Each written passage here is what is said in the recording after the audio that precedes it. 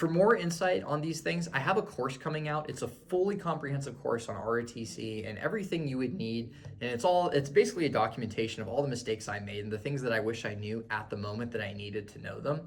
And it's coming out this summer. We could just rapid fire. First question. What was it like starting out with your first platoon sergeant? So you finish your training, you go to active duty lifestyle. Just what was it like immediately right off the bat? Was it what you expected? How was your platoon sergeant? Anything and everything.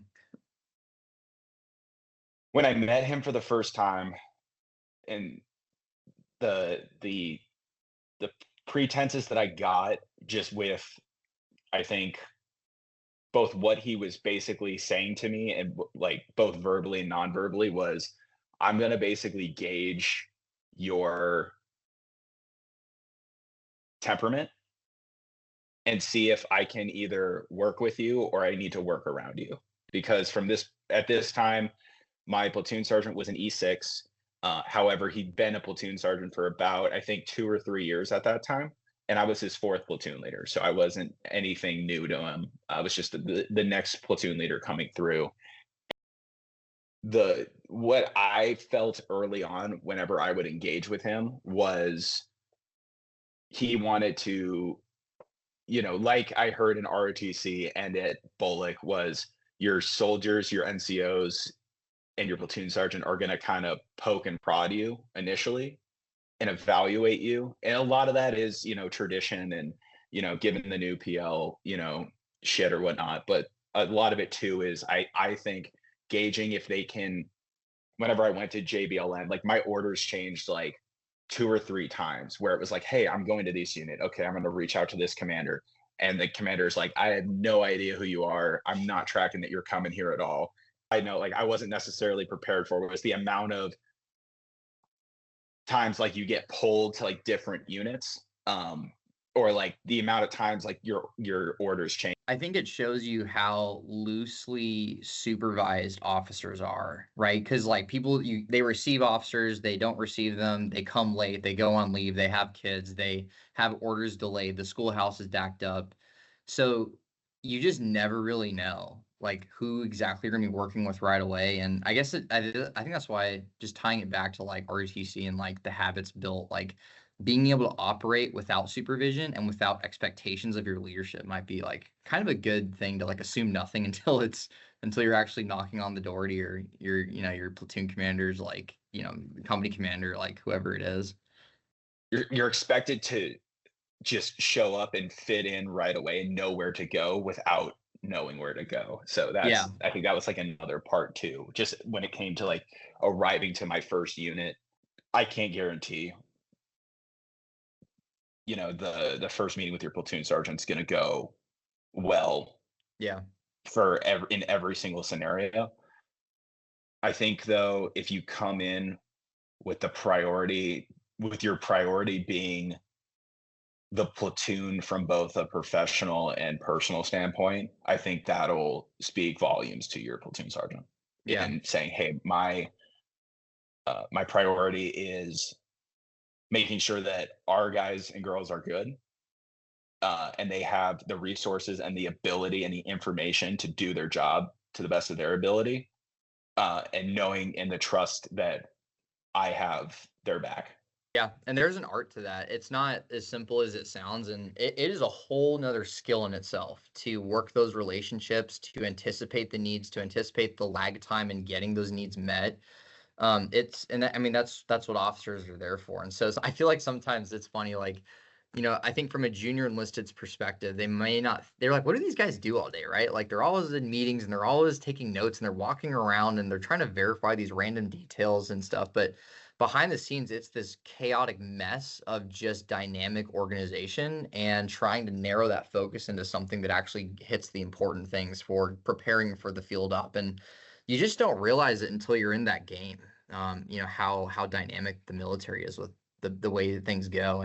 Because part of like the learning process, not just with being a platoon leader, but with any job you move into, it's going to take a couple months to really get your feet under you and understand what's going on. For me, the biggest mistake that I made when I first showed up was I didn't understand the organization of the Marine Air Support Squadron that I was a part of. I didn't know like what an H&S company was. I didn't know what, which one Air Support Platoon 1, 2 was. I didn't understand that there was like a whole like comm battalion. Like there were so many things I didn't get. So when I would see Marines that I would, I need to work with, or I need to, task out for whatever we were in charge of for field operation planning, it took me so long to figure out who they belonged to and who their gunnery sergeant was to like ask them if I could use them for this task, or like kind of just task organize like the teams the right way. I think the bigger like learning curves for me still were both navigating the politics and like both both like written and unwritten like courtesies when it came to the different like the ranks and structures, both from like all the way up to the field grades from my vantage point down to the E4s. Yeah. My side billet was the safety manager, and there was a Marine who hurt himself because a piece of shrapnel went into his leg because he used a defective sledgehammer. And I told him like, hey, like feel free to go to medical, go get seen, and like, go get taken care of, right? Because he came to me. It unslewed, I don't even know the shirt. It created an uproar because the gunnery sergeant's like, where the heck did my Marine go? Like, where did my Lance Corporal go? Like, where is he? Oh, well, Lieutenant Singh said that he could go to medical. And then I get the phone call saying, why'd you tell my Marine to go there and all this stuff? And looking back, right, like it seemed easy in the moment to say, hey, man, just, go get it taken care of. Your leg's obviously bleeding. But, being outside of his direct chain of command, like you don't realize like how much ownership the enlisted take in their people, which is a very good thing. But at the time I didn't know. I was like, oh my gosh, like I need to talk to their gunnery sergeant. I need to tell their platoon commander. I need to do all of the things before and have them tell him to go get seen. You gotta be okay getting yelled at. Yeah, you have to. Especially like in a leadership position, like you've got to be okay. And that was one of my concerns, I think, going in was like, can I handle getting Just cussed out and yeah, can I handle getting skull dragged? And because I like part of it for me personally is like I can be pretty hard on myself. I think like a lot of other people, when it comes to being like self-critical, Yeah. where I got yelled at stuff, like chewed out for stuff that like was not my fault. Mm-hmm. And I got yelled at for stuff that was my fault.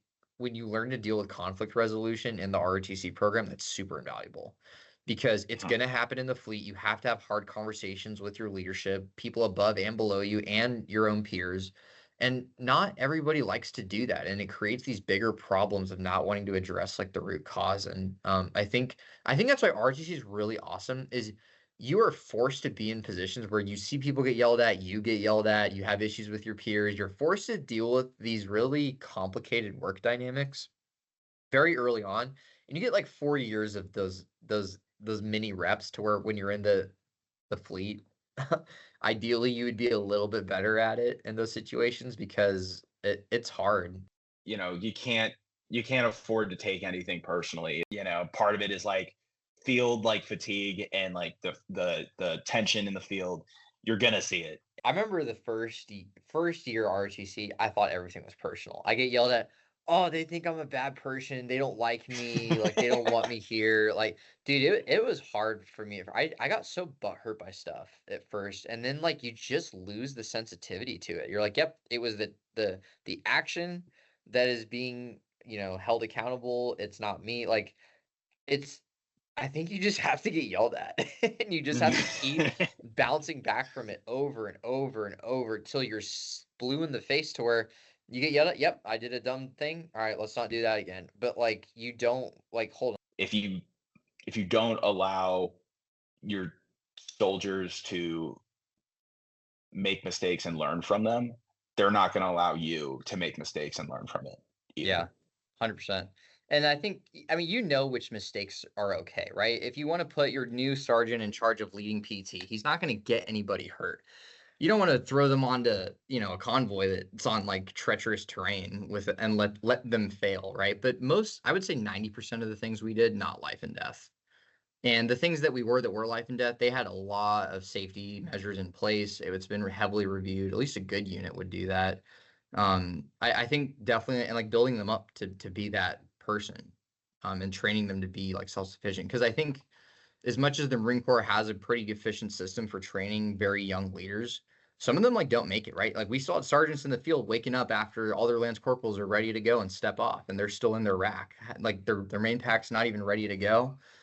And it's like, how do you coach that, right? If they didn't show up to the fleet like that. And so I think that's another challenge. But yeah, it's a good point. Just letting them fail. You brought up another good point about being on the same page with your platoon sergeant. I think that's super important. I think whatever MOS you go into, whatever job you do, I'd say that's probably the biggest one, because that united front, even at a higher level, when you see the united front with the sergeant major and the commanding officer, like you'd never guess that they're arguing. And so they always seem like they're making clear, effective decisions. You disagree with it, maybe they have a reason for going left instead of right. But I think even if you mess up, like, or let's say the platoon sergeant messes up, having that respect to like just go with it, right? If it's not too detrimental, and then behind a closed door, be like, hey, we could have done this better. I think officers are probably worse at that. I think the senior enlisted do a really good job kind of rolling with the punches that dumb new officers tend to go in that direction. They really preserve that good order and discipline. And again, I think the more you can read books and study and learn about mistakes and come in humble and really pick the brains of the experts that have been there, the less you'll do that and the more value you'll add. Challenges you have with your chain of command, how do you navigate them? I think I love how you put everything's a priority, everything's a crisis, right? A lot of the lieutenants operate like everything is the end of the world. Like, oh, like you didn't do your cyber awareness training. Like, oh no, like what's going to happen to you? And it's this big deal. And they're pulling them out of the motor pool to make them go do this thing when they need to get that vehicle ready for WTI. Like, and I think that's, again, the other thing is like we need to be able to sort the things that are most related to fighting and winning wars and killing the enemy, and then everything else needs to take a back seat. And I think some people forget that they want everything to be the priority. They want it all done. And the sergeant major wants his admin work done, right? Like they all want their piece of the pie from your team. And I think it's hard to describe.